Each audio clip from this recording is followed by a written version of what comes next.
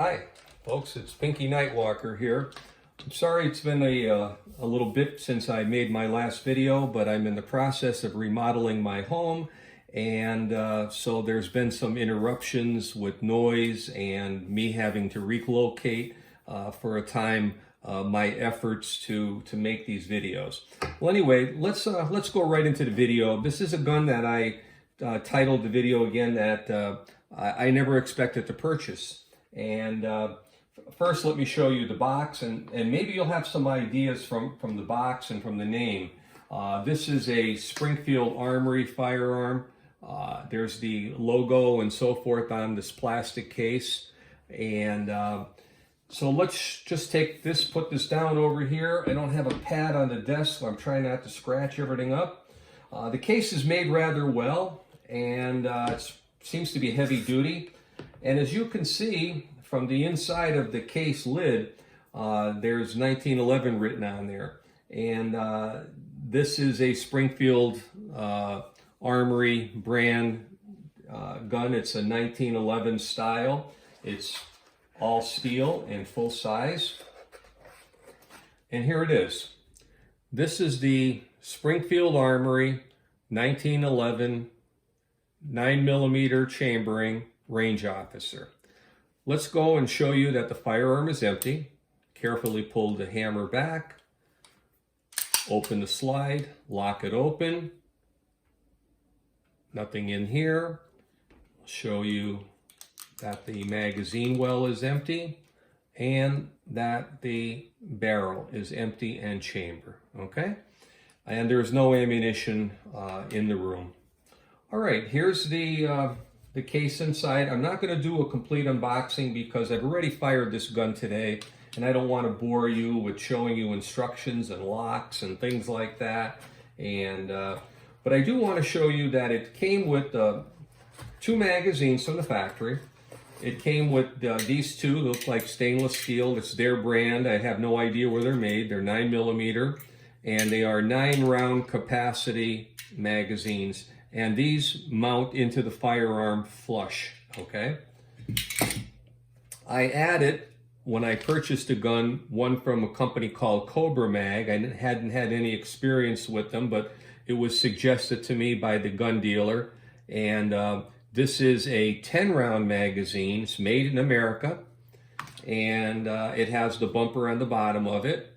And it's marked with 10 rounds. I used all 3 of these magazines today without incident. All of them were loaded to capacity, and I've never experienced any jam-ups with any of the magazines or with the firearm itself, okay? So, and I took with me to the range a plastic container from Peanuts or something, and it probably on the average would hold over 500 rounds. This one had a little less than half, so I'd have to guess there were 200 plus rounds or more in there. Never counted them. Just wanted to go through a function test and see how well it shot, and checked it a little bit for accuracy. And all was well. Well, here's the gun. Came with a stainless steel barrel, and I don't know if the camera will pick it up, but it's a step barrel.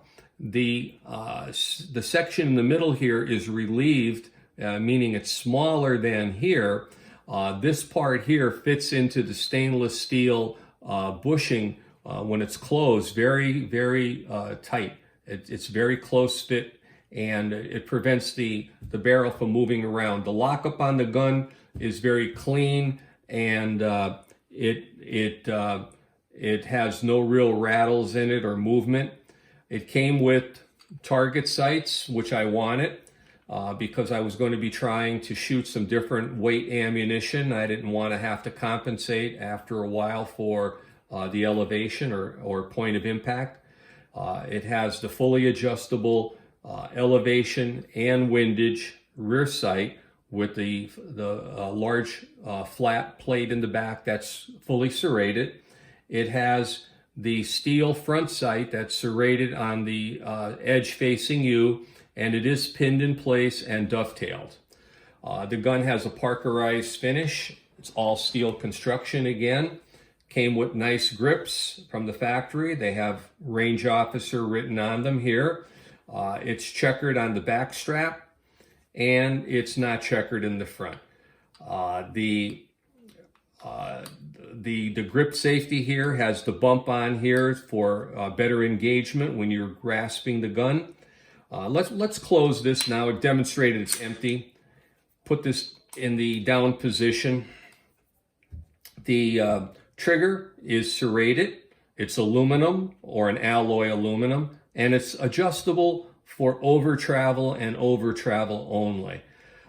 This particular gun has probably a trigger pull of 6 pounds. I didn't measure it, but I can say from experience that it's a lot closer to 6 than 5. So it does take some effort, but it breaks cleanly, and until I shoot this gun more and see how it wears in, I won't be making any changes to that. In fact, I probably won't make any changes to this trigger at all. I am not in that habit of doing so. The slide stop is slightly oversized and has a very aggressive ledge with serrations on it. I don't know if the camera will pick that up. So it's very easy to disengage. The safety on the back here is only on the left side of the gun. It's not an ambi, and it's not on the right side. Okay, so that's how it is. It has a stainless steel match barrel again, and looks like a stainless steel guide bushing. It has the standard spring and spring rod. It doesn't have one of those full metal ones. It has torque screws that hold on the grips. And the safety goes on. It's audible, it's firm, and it comes off the same way. You can hear that. So I'm fine with that for the time being. I think that it'll probably wear in. What I wanted to say about this is I mentioned earlier that this is a gun that I probably never expected to purchase. And why? It's because, well, I've always been of the mindset that a 1911 is a 45 ACP. And it was made for that, and altering it to make something else is not the best idea. Well, I guess after years and years, I kind of wore down, and I decided to give a 1911 in a 9mm a try. I looked around, I tried different ones, and both high end into the $3,000 range and a little bit above, all the way down to some that were in the $400 range. Those are imports. And by the way, they weren't bad. But I just went with something a little more middle in the road. This has a list price in the 900s, and so far I'm very satisfied with it. Today, it performed flawlessly. When I shot it at the range, initially it shot a little bit high, higher than I wanted, and I just backed down the sight.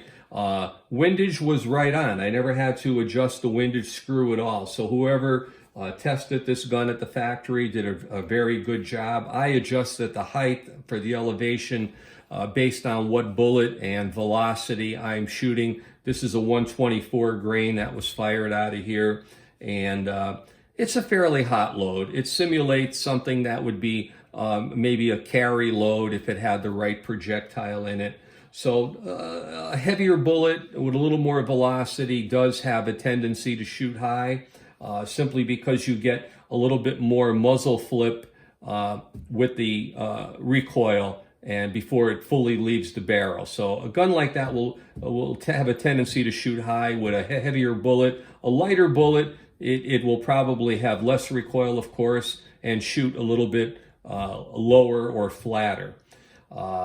This thing here is just something I'm very pleased with.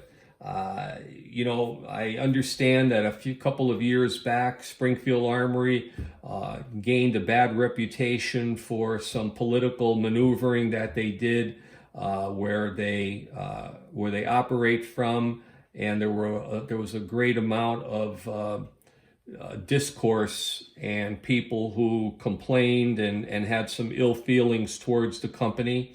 I'm not going to get into that, other than just saying that you make your own choices. I made mine. I paid for this gun, and I won't tell you how to spend your money. But so much for that. I really like it. I like the Parkerized finish. It came very even. When I took the gun apart prior to shooting it, I wanted to check things and make sure there wasn't something out of character there. I noticed that the machining of the gun was very clean. Even with the heavy Parkerizing, you could see the surfaces were smooth.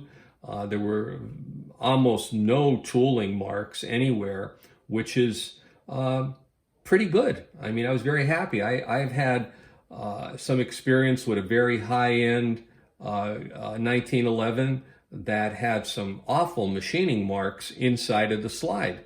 And I don't understand how a gun of that supposed high quality left the factory and yet had a inspection tag in the box with it.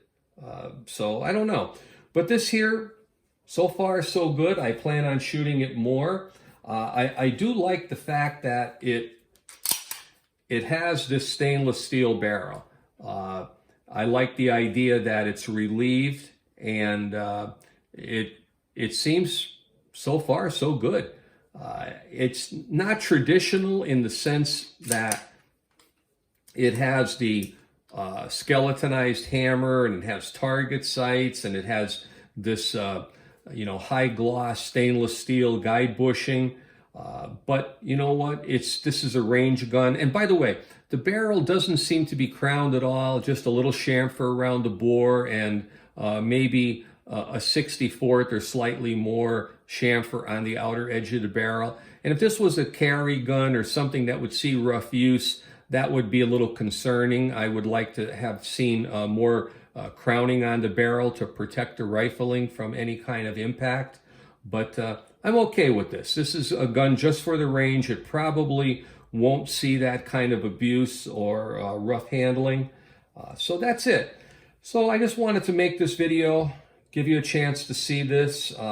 If you're looking for something in the mid-price range for a 1911 and 9mm, I would give this a good look if I were you. I haven't found anything really wrong with it that would be objectionable. So far, so good. So Pinky just says, look, I just wanted to say thanks for coming back. I know it's been a few weeks, like I said, with the construction in the house, and hopefully I'll get back on track at some point and churn out some more of these videos a little bit quicker. Well, Pinky says have a good time at the range, get out there and shoot. And even like today, it was kind of muddy. Here we're in northeastern Pennsylvania, and it's kind of warm actually for this time of the year. But if you can put up with it, get out there and have a good time and be safe. And Pinky says, over and out.